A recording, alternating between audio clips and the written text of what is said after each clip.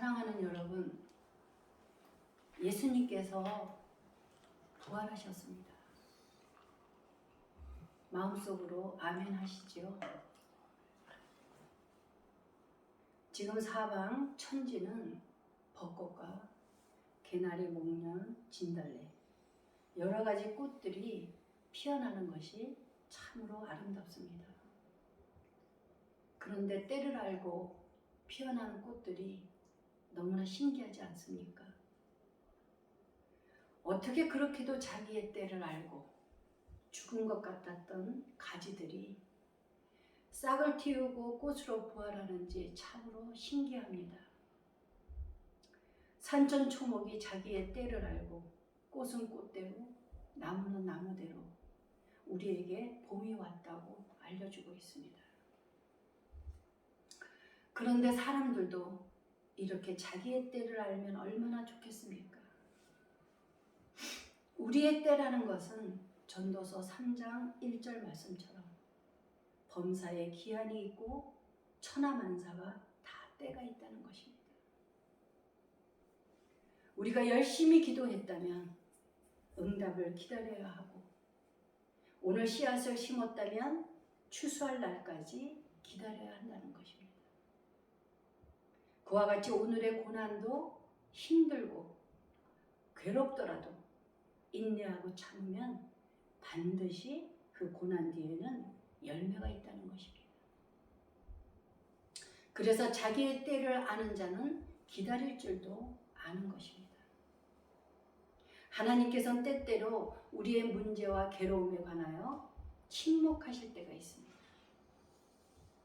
정확히 말하자면 그 침묵은 우리 입장에서만 느끼는 것이지 하나님의 입장에서는 침묵이 아니라는 것입니다. 하나님의 침묵은 기다리라는 건 의미입니다.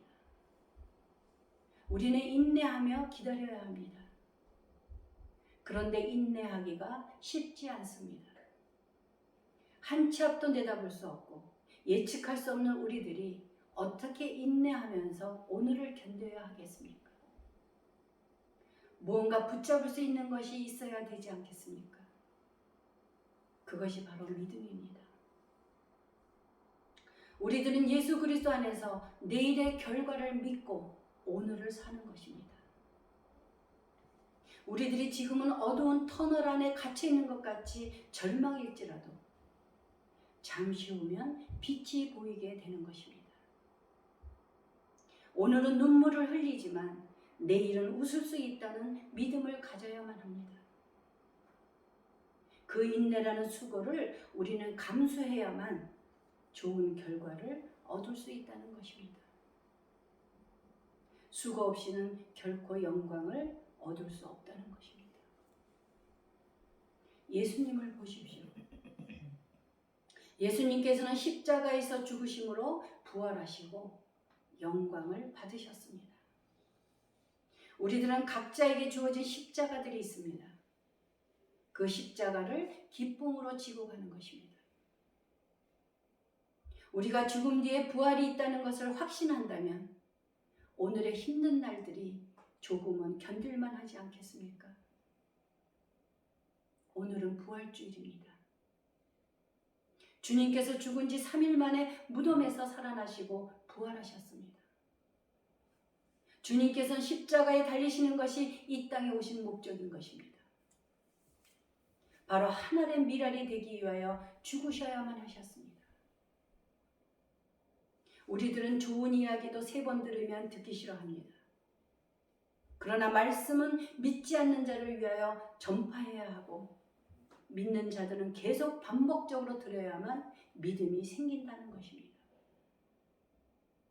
믿음은 들음에서 나고 들음은 예수 그리스도의 말씀으로 말미암기 때문이라는 것입니다. 예수님은 신이시면서도 인간의 몸을 입고 이 땅에 오셔서 인간과 똑같이 아픔과 괴로움과 고난과 시련을 당하셨습니다. 그래서 예수님은 인간이 겪는 희노애락을 너무나 다 잘 알고 있는 것입니다. 요한복음 12장 24절을 보면 내가 진실로 진실로 너희에게 이르노니 한 알의 밀이 땅에 떨어져 죽지 아니하면 한 알 그대로 있고 죽으면 많은 열매를 맺느니라고 말씀하셨습니다. 씨앗은 땅 속에 들어가서 썩어야 합니다. 그래야만 수많은 새 나랄들을 내는 줄기가 싱싱하게 자랄 수 있다는 것입니다. 썩는다는 것은 죽는 것입니다. 하나의 밀알이 땅에 떨어져 죽지 아니하면 많은 열매의 기적이란 없습니다. 사랑하는 여러분, 하나님께서 타락한 세상에 사는 우리들에게 주신 첫 번째 법은 이 세상에는 절대로 공짜가 없다는 진리입니다. 하나님께서는 아담과 하와가 하나님의 법을 어기고 타락하였을 때 여자에게는 내가 내게 잉태하는 고통을 크게 더하리니 내가 수고하며 자식을 낳을 것이라고 말씀하셨습니다. 그리고 남자에게는 너는 종신토록 수고하여야 그 소산을 먹으리라고 말씀하셨습니다. 수고해야 자식을 낳고 수고해야 소산을 먹는 법은 태초에 하나님께서 타락한 세상에 주신 법이었습니다. 새 생명의 기적과 행복한 삶의 비밀은 고통과 수고와 땀 흘리는 노력의 대가로만 주어진다는 것입니다. 이 세상에 공짜란 없습니다. 하나님의 법은 분명합니다. 수고해야만 삶의 기쁨과 감격을 누릴 수 있는 것입니다. 해산하는 고통이 없이는 생명의 기적은 일어나지 않는 것입니다. 하나님의 말씀대로 30배, 60배, 100배의 열매의 기적은 하늘의 씨앗이 땅에 떨어져 죽어야만 일어나는 것입니다. 예수님께서는 세상을 사랑하셔서 죄인들을 구원하기 위하여 십자가에서 죽으셔야만 했습니다.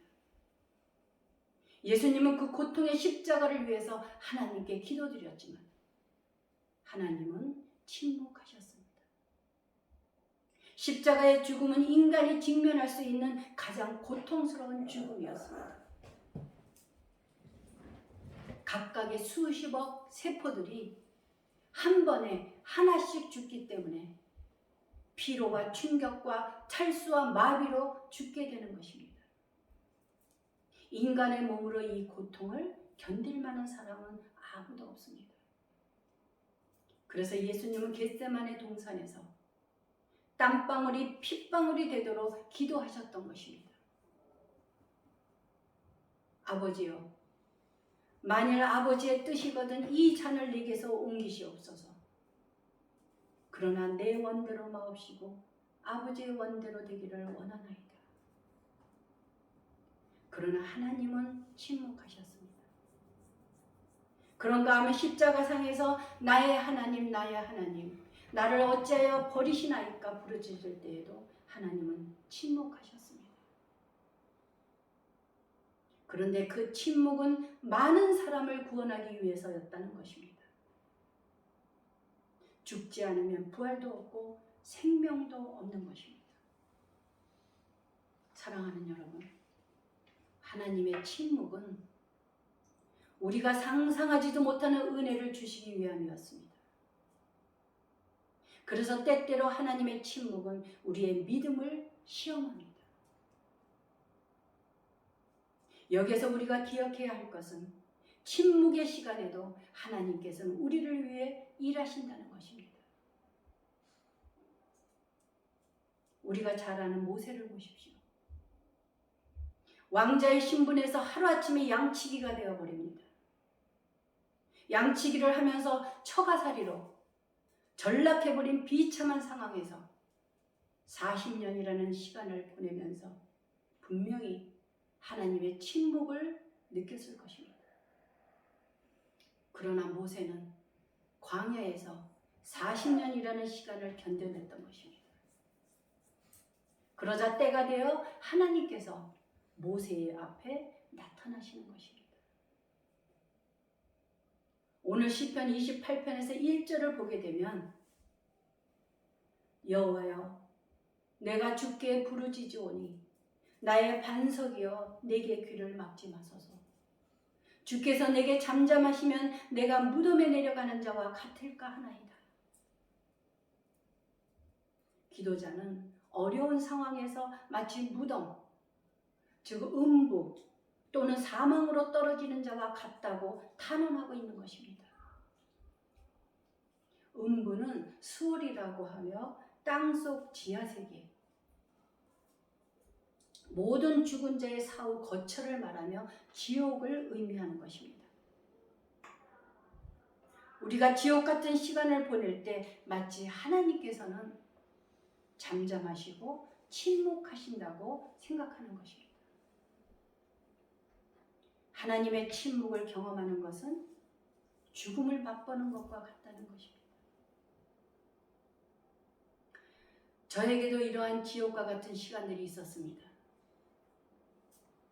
그러나 그것은 죽을 때까지 제가 잊을 수 없는 체험이었습니다.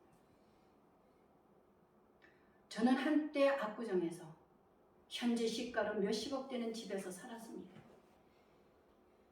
지금부터 17년 전쯤에는 아파트 매매가 전혀 이루어지지 않고 금매로 내놓아도 집이 팔리지 않을 때였습니다. 우리 집은 금매도 금매지만 등기상의 서류가 너무나 복잡하여서 누구도 사려고 하지 않는 최악의 상황이었습니다. 그런데 경매 날짜는 하루하루 다가오는데 집은 팔리지 않고 저는 피가 마르고 애가 탔습니다. 만약 집이 경매로 넘어가 버리면 우리 가족들은 모두 길거리로 나가야 했기 때문입니다. 저는 하나님께 날마다 눈물로 기도했습니다. 그렇게 도움받을 길 없는 절박한 시간에 하나님은 잠잠하셨습니다. 하루하루가 지옥과도 같았습니다. 하나님께 오직 살려달라는 그 한마디가 기도의 전부였습니다. 하나님 살려주십시오. 그런데 경매 날짜는 다가오고 가슴은 타들어가고 죽을 것 같은 어느 날 계약할 사람이 나타났습니다. 그 사람은 집을 사고자 했던 것이 아니라 건물을 사려고 찾아다녔던 사람이었습니다. 그런데 어쩐 일인지 이 사람이 보기나 하자고 하더니 우리 집의 복잡한 등기를 예사롭게 여기고 계약을 하자고 했습니다. 계약금 2억 원을 주면서 복잡한 것을 우선적으로 처리하라고 하였습니다. 그로부터 2달 후 잔금을 치르는 마지막 날이 되었을 때 그 사람은 저에게 실토할 말이 있다고 했습니다. 자기가 관상 공부를 좀 했는데 내 관상을 보니 전혀 사기를 칠 사람이 아니더라는 것입니다. 그래서 계약금 2억 원을 뗄 각오를 하고 집을 샀다는 것입니다. 그리고 덧붙여서 하는 말이 계약서를 작성할 때 제가 했던 한마디를 잊지 않았다고 하는 것입니다. 저는 그때 하나님께서 저에게 천사를 보내주셨다는 것을 확실히 믿기에 제 입에서 자연스럽게 나온 말이었는데 그분이 그것을 들었던 것입니다. 하나님이 저에게 천사를 보내주셨군요. 저는 그날의 은혜를 두고두고 잊지 못하고 그 후에도 어려움이 있을 때마다 그때 도와주신 하나님을 기억하고는 힘을 얻곤 한다는 것입니다. 그런데 제가 시간이 지나고 깨달은 것은 하나님께서 보시기에 그 시간들이 제게 필요했다는 것입니다. 사랑하는 여러분, 고난에도 이유가 있고 하나님의 침묵에도 의미가 있다는 것을 잊지 마십시오. 오늘 본문 2절을 보면 간절히 기도하는 행위를 묘사하고 있습니다. 내가 주의 지성소를 향하여 나의 손을 들고 주께 부르짖을 때 나의 간구하는 소리를 들으소서. 이것은 교회 성전에 나와서 두 손을 들고 하나님께 간절히 애타게 기도하고 있는 모습입니다. 여러분, 지금 여러분에게 모든 것에 희망이 없고 절망적인 상황에 있더라도 그 시간들이 여러분들에게 있어야 할 필요한 시간들이라는 것을 잊지 마십시오. 절망의 시간에 절망하지 마십시오. 그 시간들은 여러분들의 삶 속에서 귀한 자산이 될 것이고, 때가 되면 하나님이 하신 일에 관하여 감사의 고백을 드리게 될 것입니다. 제가 조금만 지나면 집이 팔릴 것이라는 것을 알았더라면 그렇게 지옥 같은 시간으로 느껴졌을까요? 예수님은 하나님이시니까 십자가에서 죽으시고 부활할 것을 믿으면서도 인간의 몸을 입고 있는 상황에서 그 괴로움을 견디기 힘드셨을 것입니다. 저는 사실 고난주간을 보내면서 고난보다는 오늘 부활주일을 생각하며 기쁨으로 기다렸습니다. 부활절은 오늘부터 50일이며 이 기간을 가리켜 기쁨의 50일이라고 부르고 있습니다. 사랑하는 여러분, 여러분 예수님의 부활을 믿으십니까? 우리도 주님의 날에 그리스도를 따라 영원한 새 생명을 얻게 될 줄 믿으십니까? 저는 언제부터인가 아침마다 부활의 아침을 체험합니다. 죽은 자처럼 자다가 아침에 깨어나면 마치 부활을 느끼곤 합니다. 이 믿음이 없다면 우리의 신앙생활은 다 헛것입니다. 우리가 만약 부활의 소망을 갖지 못한다면 여기서 이렇게 예배드리는 것은 시간 낭비입니다. 아무런 의미가 없는 것입니다. 고린도전서 15장은 부활장이라고 합니다. 그 15장 13절 14절에서 이렇게 말씀합니다. 만일 죽은 자의 부활이 없으면 그리스도도 다시 살아나지 못하셨으리라.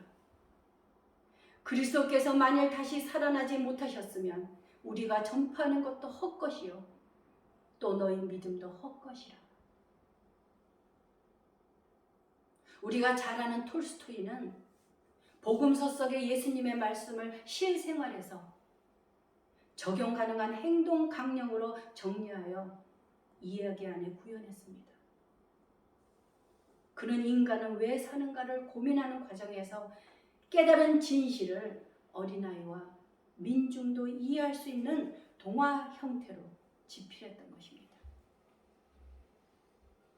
그는 영혼의 거듭남과 부활이 사회 전체를 변화시키는 힘이라는 것을 강조했습니다. 톨스토이는 사랑이 있는 곳에 신이 있다라는 책에서 부활하신 주님을 몹시 만나고 싶어하는 마틴이라는 구두 수성공 이야기를 글로 썼습니다.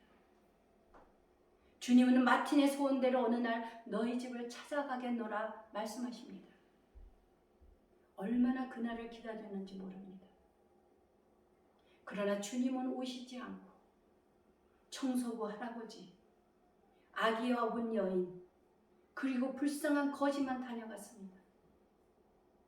차를 대접하고 한 끼 식사를 나누었고 작은 구제를 하였습니다.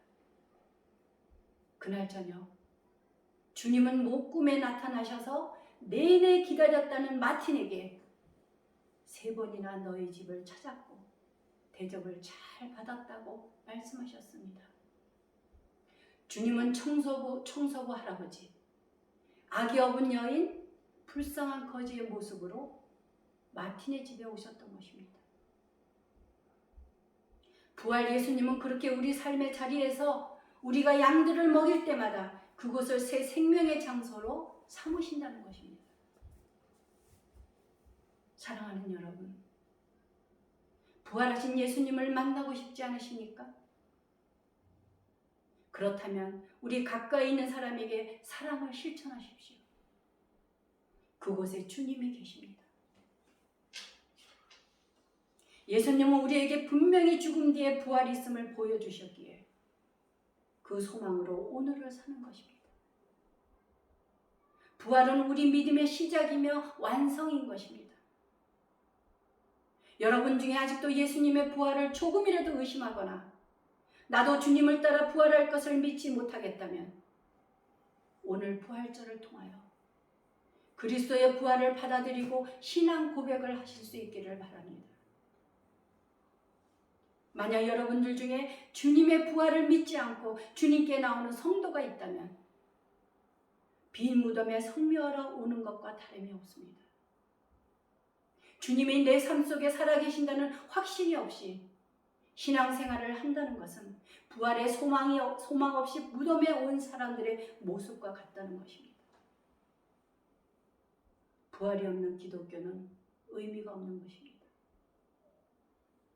우리는 부활의 소망이 있기에 어떤 어려움과 고난이 와도 하나님께서 침묵하시는 그 순간에도 견딜 수 있다는 것입니다. 다윗도 하나님의 도우심을 체험하고 난 후 탄원 기도가 감사의 기도로 바뀌는 것을 보십시오. 주님께서는 우리가 다윗과 같은 신앙 고백을 드리기 원하신다는 것입니다. 여호와는 나의 힘과 나의 방패이시니 내 마음이 그를 의지하여 도움을 얻었도다. 그러므로 내 마음이 크게 기뻐하며 내 노래로 그를 찬송하리로다. 기도하시겠습니다.